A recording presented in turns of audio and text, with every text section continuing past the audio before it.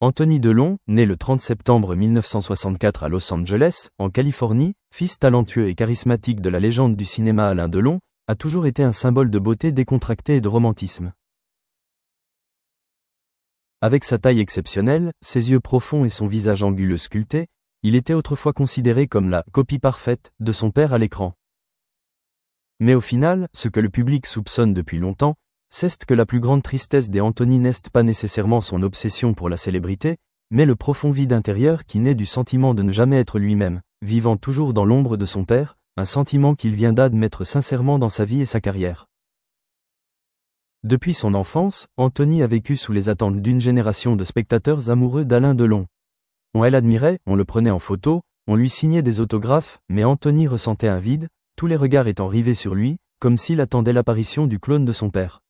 « Je veux vivre comme Anthony, pas comme le fils d'Alain », a-t-il déclaré en larmes lors d'une interview l'année dernière, et cela semblait réveiller des années de sentiments cachés. L'amour et le mariage d'Anthony ont été un chapitre chargé d'émotions et tumultueux. Il a été marié à Sophie Clorico de 2006 à 2012. Sophie, un beau mannequin italien, était autrefois considérée comme la partenaire idéale, tant par son apparence que par son style. Mais après seulement 6 ans de mariage, ils ont divorcé. Anthony a confié que sa plus grande tristesse ne venait pas de la perte de l'être aimé, mais de la conviction qu'il n'était pas assez bien pour cet amour. Sophie a confié un jour qu'Anthony était très doué pour cacher ses émotions.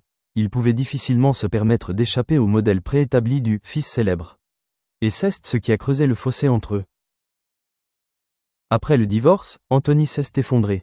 Il a admis que c'est cette période qui lui a fait réaliser que c'était la première fois qu'il se sentait vraiment seul. Il n'était ni dans une série, ni dans son personnage, mais simplement un homme peu sûr de lui, obligé de dormir sur le canapé du salon car il ne supportait pas le lit qui avait autrefois le sourire de Sophie.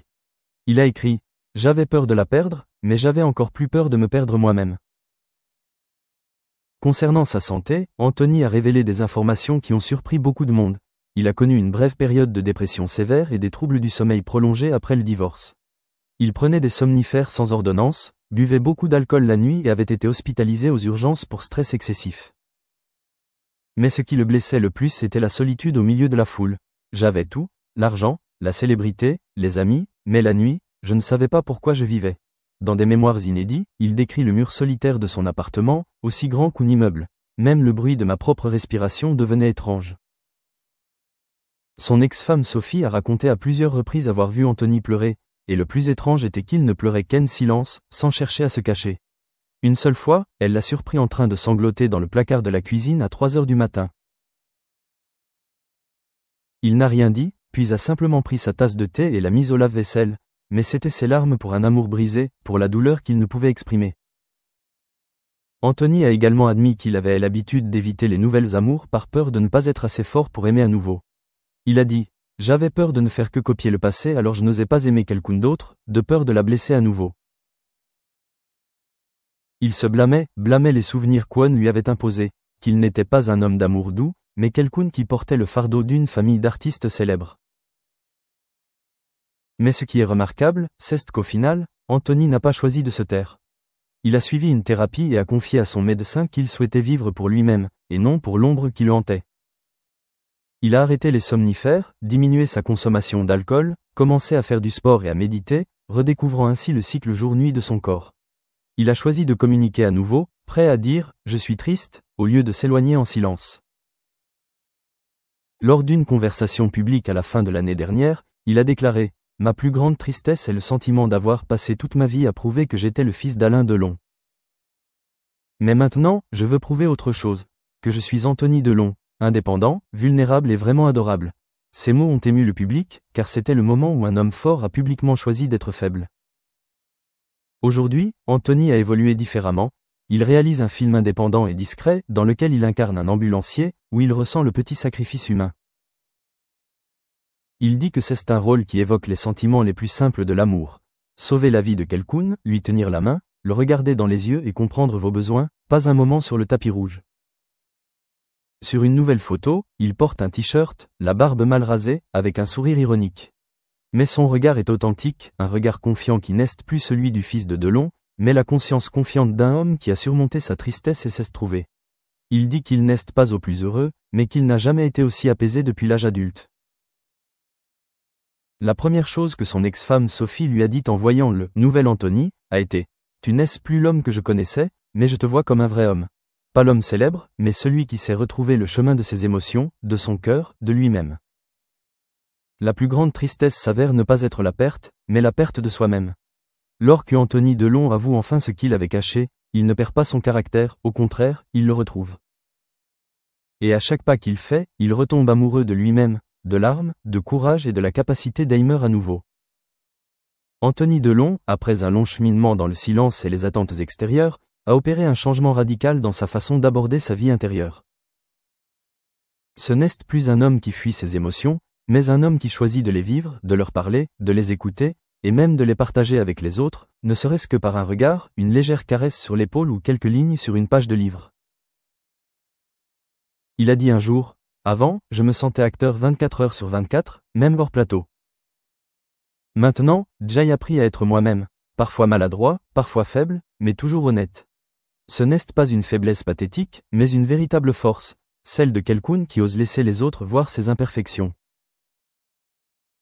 Ces derniers mois, Anthony a passé la majeure partie de son temps à vivre dans une campagne tranquille du sud de la France. Il s'est tenu à l'écart des projecteurs, a refusé de nombreuses offres de tournage dans des films commerciaux et s'est consacré à l'écriture de livres et à la réalisation d'un documentaire sur son père, non pas en tant que légende du cinéma, mais en tant que père authentique avec ses aspects positifs et négatifs jamais révélés.